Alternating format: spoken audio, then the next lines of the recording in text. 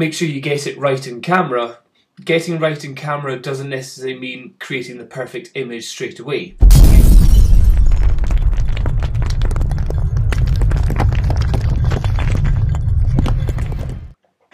You'll hear many people talking about getting it right in the camera. Oh, you don't need RAW, just get it right in the camera. Oh, you don't need to shoot RAW, just shoot JPEG. Or don't always think you need to edit your photos. Sometimes you can take the perfect photo. Or if you know how to work your camera, you don't need to edit your photos, and all that pesh, which is total nonsense. So what I would say is that in certain situations, so I'm not talking about walking around town, taking photos of people in the street, or you know, landscape shots. I'm talking about like in studio shots, portrait shots, stuff like that, where you need to shoot for the edit. So you need to shoot where you understand your camera's limitations, so that you know how you can get the best out of whenever you're editing the images afterwards. And I'll give you two examples here. So first one, so here's a perfect, this shoot which I did is an example where it's pretty much simple to get it all right in camera. So let's just go into this image. This one, it's not really too difficult to shoot whatsoever. So the details here, 125th of a second, f5.6, 70 millimeters, ISO 400. Don't know why I chose ISO 400. And with the Nikon D700, I was shooting with that. Yes, I was shooting with the Nikon D700. That's got a brilliant amount of recoverable ability in the shadow areas, but not so much ability to recover once you get to the highlights. So if we look over at the histogram, you'll see that the kind of midpoint, or the bit with the most amount of information, is just below halfway. And you notice I've got nothing clipped off in the highlights here, or nothing, I've got a full kind of stops worth of maneuverability in the image. So what does that mean? And also if I click on the blacks, there's only tiny amounts of blacks in the actual image itself. So that means if I just increase the exposure just a touch, I'm able to increase the darker areas and the skin tones far more effectively than losing out on blown out areas of the skin or anything like that. So here, when I was shooting this, I was making sure I was shooting it so it was maybe just a little bit darker than what the final output of the image is going to be. It also means that then this area here of the histogram is the area which you've got the most amount of editing ability. Yes, you can go on certain sites and see, oh, how in the top part you've got 250 channels and the bottom part you've only got like 5 channels or some pitch like that. Ignore that information there. That doesn't really make sense when editing, or it doesn't really help in editing. So in other words, if I overexpose, I don't have more information in that overexposed area, certainly with the Nikon D700, but if I have an underexposed image, I'm able to recover a lot of that in my RAW files, that's for sure.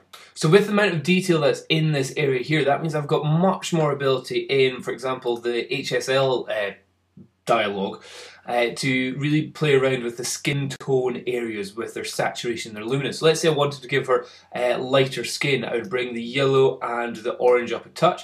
I may even bring the red down to just make her lips a little bit kind of deeper red, and bring the saturation of the red up as well. So although to you guys maybe going, I don't really see much of a difference, to me from the final to the final image, there is a good bit of difference in the skin.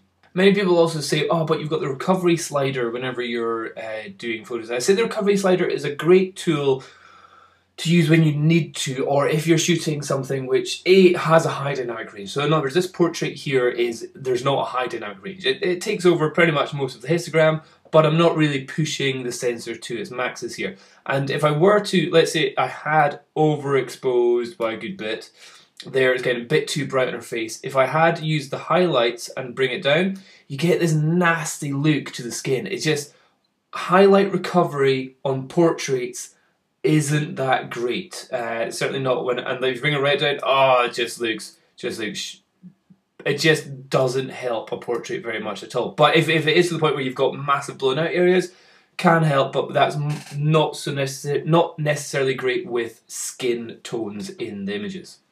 Anyway, here's another example which I've got here for you. So here with the band States of Panic, I did their photo shoot, which you can see on their actual website here. They've got up there, and what the original image is this. I did a couple of play arounds on this, but I effectively gave them the raw images for them to edit themselves. Now, straight off the bat, you're kind of thinking, okay, it's pretty dark in the dark areas, but what I was wanting to make sure is that the white areas, which are the background, just had a flash in an infinity cove there, shooting and blowing out that. I wanted to make sure that that wasn't clipping the image on camera. Again, I'm looking at an image on the back of a camera like that, very small. It's not giving you all the detail that you need to see compared to like a 27-inch iMac that you've got here.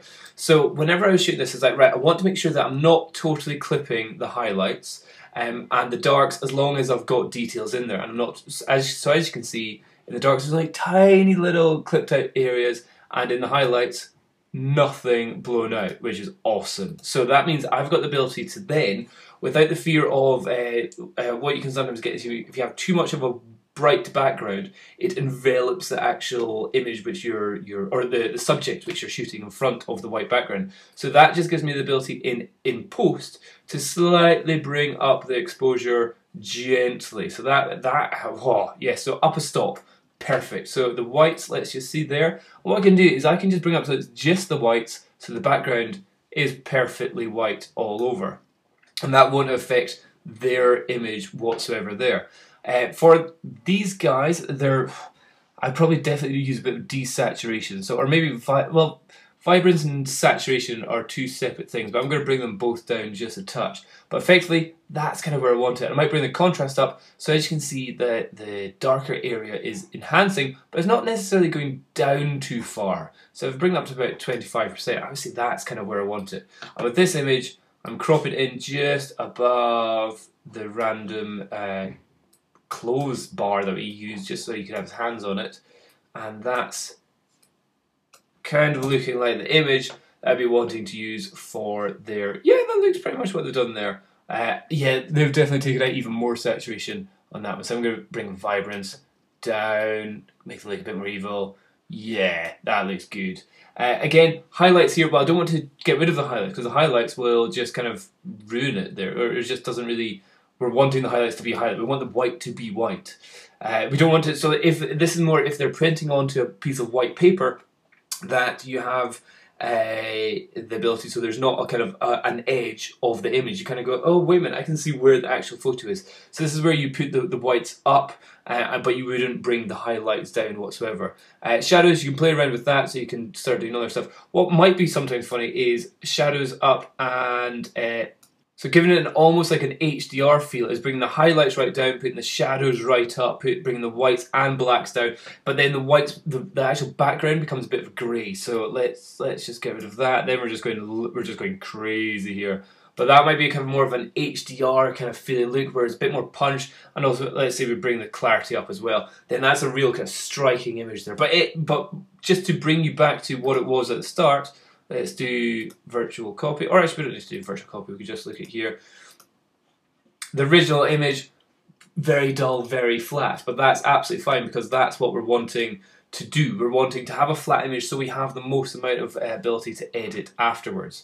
And so think about that. Whenever somebody says, make sure you get it right in camera, getting right in camera doesn't necessarily mean creating the perfect image straight away.